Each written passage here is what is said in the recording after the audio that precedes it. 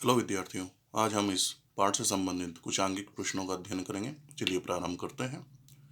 सर्वप्रथम हम पहला प्रश्न ले रहे हैं। ये कह रहा है एक ही आकृति की दो तरंगे जिनका आयाम दिया है, आयाम का अनुपात 2:1 है और व्यतिकरण क्षेत्र में कंपनों के महत्तम और न्यूनतम आयामों और तीव्रताओं का अनुपात आपसे पूछ रहा है। ये हमें ज्ञात करना है। ठीक है, तो हम जानते हैं हमें दिया आयाम का अनुपात, यानी कि आयाम को मैं दर्शा रहा हूँ ए से, A1 अनुपात A2 पहला और दूसरी तरंग का आयाम, ये बराबर किसके है, 2:1 के। या मैं इसको ऐसे लिख सकता हूँ A1/A2 बराबर किसके, 2/1 के। अब हमसे पूछ रहा है कि ए मैक्सिमम और ए मिनिमम का अनुपात ज्ञात करिए। तो हम जानते हैं व्यतिकरण में ए मैक्सिमम और ए मिनिमम किसके बराबर होता है, ये बराबर होता है, ए मैक्सिमम होता है A1 + A2 और ए मिनिमम A1 - A2। तो इन दोनों का अनुपात लेंगे। अब हमें इस रूप में लेके आना है A1 A2 के पदों में। ठीक है, तो मैं क्या कर रहा हूँ, यहाँ से A2 कॉमन ले रहा हूँ, यहाँ से A2 कॉमन ले रहा हूँ। तो यहाँ पे बचेगा A1/A2 + 1, A1 - A2, sorry A1/A2 - 1, A2 से A2 कैंसिल हो जाएगा। तो हमारे पास आ गया A1/A2 + 1 और A1 - A2/1। ठीक है, सॉरी A1/A2 - 1। अब यहाँ पे हम A1/A2 का मान रख देंगे और जब हम इसको सरल करते हैं तो ये आ जाता है 3:1 के। ठीक है, इसके बाद इसी प्रश्न में हमसे पूछा कि आई मैक्सिमम और आई मिनिमम का अनुपात क्या होगा। आई जहाँ पे तरंग की तीव्रता है। ठीक है, तो आई मैक्सिमम और आई मिनिमम मैं मान लेता हूँ कि पहली जो तरंग की तीव्रता है वो I1 है और दूसरी तरंग की तीव्रता I2 है। तो हम जानते हैं जो तरंग की तीव्रता होती है वो आयाम के वर्ग के अनुक्रमानुपाती होती है, अतः I1/I2 ये बराबर किसके होगा, A1/A2 का होल वर्ग। ठीक है, A1/A2 किसके बराबर है, 2/1 के। ठीक है, तो यहाँ पर रखेंगे, वर्क करेंगे तो ये आ जाएगा 4/1, या कह लीजिए 4 आ जाएगा। अब हम जानते हैं आई मैक्सिमम बटे आई मिनिमम, ये हमसे पूछा है, ये किसके बराबर होता है। आई मैक्सिमम का मान कितना होता है, √I1 + √I2 का होल वर्ग, और आई मिनिमम किसके बराबर होता है, √I1 - √I2। अतः आई मैक्सिमम बटे आई मिनिमम को हम किस प्रकार लिख देंगे, ये हो जाएगा √I1 + √I2 का होल वर्ग बटे √I1 - √I2 का होल वर्ग। ठीक है, अब हमें I1 I2 में अनुपात मालूम है, तो इस संबंध को उस रूप में लिखने का प्रयास करेंगे। हम यहाँ से क्या कर रहे हैं, √I2 कॉमन ले रहे हैं। ये कॉमन लोगे तो ये आ जाएगा √I1/I2 + 1 का होल वर्ग, और यहाँ पे आ जाएगा √I1/I2 - 1 का होल वर्ग। ठीक है, √I2 से √I2 कैंसिल हो जाएगा। ठीक है, अब यहाँ पे हम I1/I2 का मान रख देंगे तो ये हो जाएगा √4 + 1 का होल वर्ग और √4 - 1 का होल वर्ग। ठीक है, √4 2 के बराबर होता है, 2 + 1 3 और 2 - 1 1, इसका होल वर्ग। तो वर्ग करेंगे तो ये आ जाएगा 9/1, यानी कि आई मैक्सिमम और आई मिनिमम में जो अनुपात होगा वो 9:1 हो जाएगा। ठीक है, तो ये अनुपात आपका आ जाएगा आई मैक्सिमम और आई मिनिमम का अनुपात 9:1। इसके बाद दूसरा प्रश्न लेते हैं। किसी व्यतिकरण के प्रयोग में आई तथा 4 आई तीव्रताओं के दो स्रोतों का उपयोग किया गया है, यानी कि दो स्रोत ले रहे हैं, इनसे उत्सर्जित रंगों की तीव्रताएं भी यही होंगी, एक की आई और दूसरे की 4I। ठीक है, तो कह रहा है उन बिंदुओं पर इनकी तीव्रता ज्ञात करिए जहां पर अध्यारोपण करती हुई तरंगों के मध्य जो कलांतर है वो 0 हो, π/2 हो या पाई हो।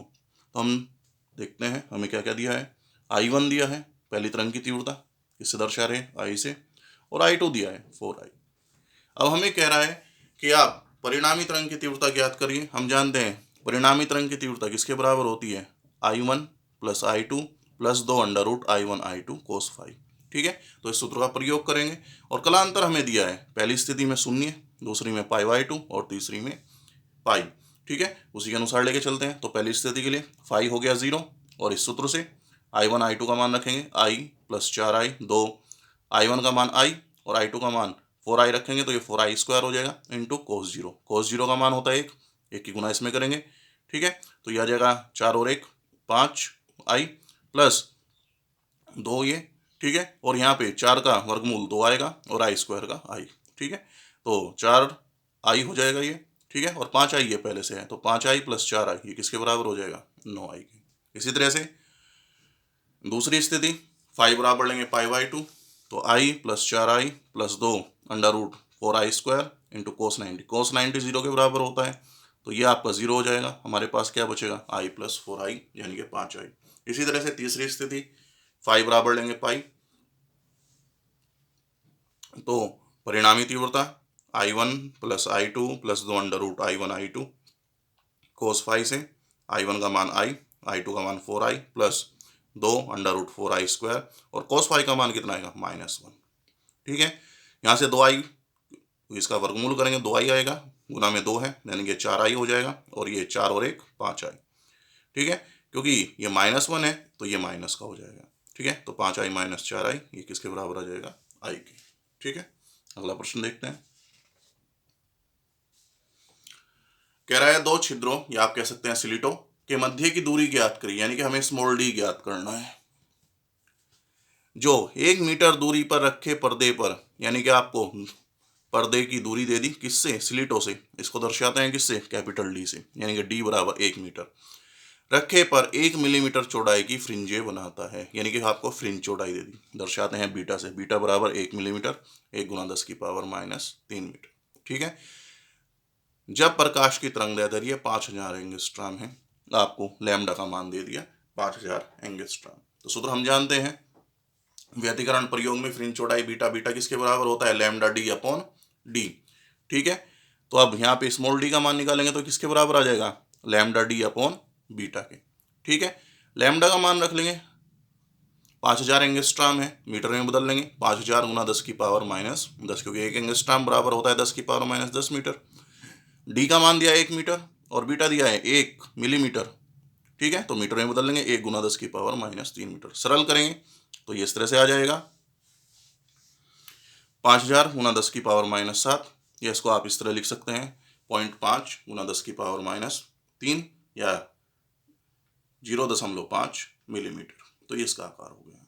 इसके बाद अगला प्रश्न कह रहा है 5500 एंगस्ट्रॉम तरंगदैर्ध्य का प्रकाश 22 गुना 10 की पावर -5 सेंटीमीटर चौड़े रेखा क्षेत्र पर आपतित होता है, और यह अभिलंबवत आपतित हो रहा है। यानी कि आपको क्या क्या दे दिया, तरंगदैर्ध्य का मान दे दिया है और स्लिट का आकार दे दिया है। ठीक है, केंद्रीय उच्चिष्ट के दोनों ओर प्रथम दो निम्निष्टों की कोणीय स्थिति ज्ञात करिए। तो दोनों ओर हमें प्रथम और द्वितीय निम्निष्ट की कोणीय स्थिति ज्ञात करनी है। ठीक है, तो प्रथम निम्निष्ट के लिए कोणीय स्थिति क्या होती है, थीटा 1 से दर्शा रहे हैं। थीटा 1 किसके बराबर होता है, लैम्डा अपॉन ए के। थीटा 2 इसका 2 गुना हो जाएगा, 2 लैम्डा अपॉन ए। तो मान रखते हैं, तो यह आ जाएगा 5500 गुना 10 की पावर -10 बटे 22 गुना 10 की पावर -8, क्योंकि सेंटीमीटर है, मीटर में इसको बदल लेंगे। वो आपका एंगस्ट्रॉम है, उसको हम बदल लेंगे मीटर में। सरल करेंगे तो ये आपका उत्तर आ जाएगा।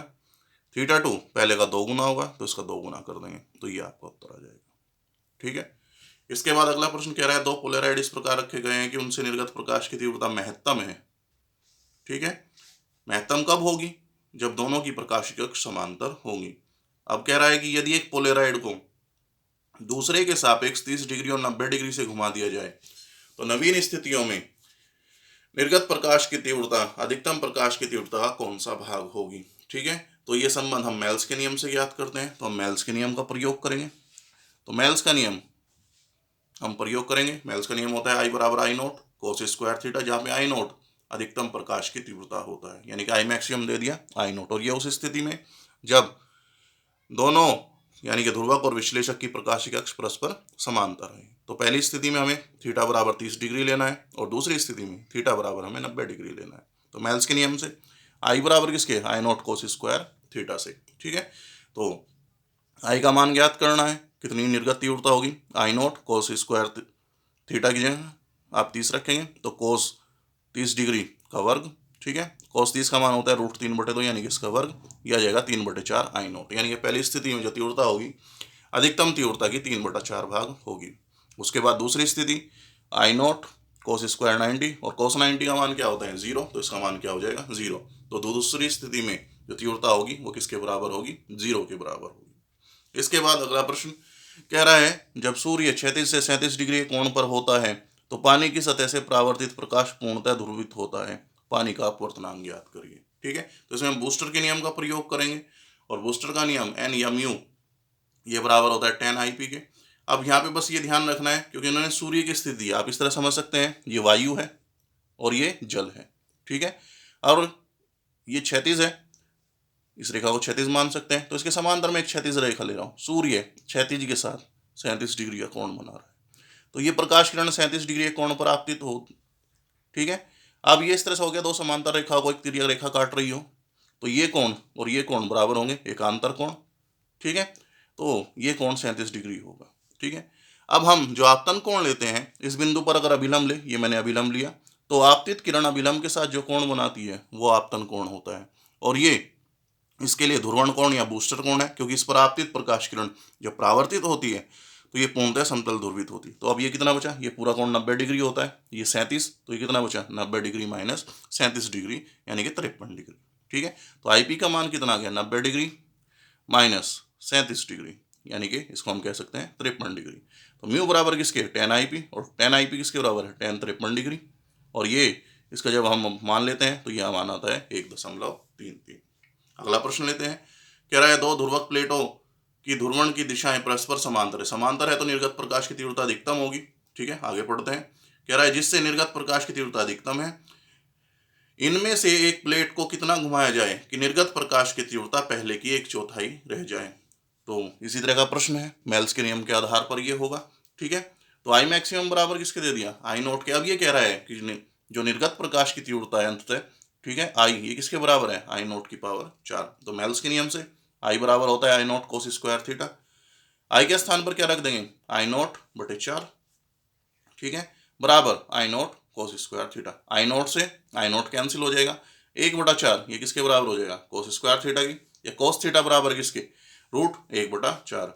ठीक है, वर्गमूल करेंगे तो 1/2 के बराबर आ जाएगा। हम जानते हैं कोस के लिए 1/2 कोस 60 डिग्री के लिए होता है, तो यहाँ पे हम क्या लिख देंगे, कोस 60 डिग्री। थीटा का मान याद करेंगे, थीटा बराबर यहाँ पे कितना आ जाएगा, 60 डिग्री। ठीक है, तो ये हो गए इस पाठ से संबंधित कुछ आंकिक प्रश्न, इनका आप अभ्यास करिए। ठीक है, कल से आपका नया पाठ शुरू करते हैं।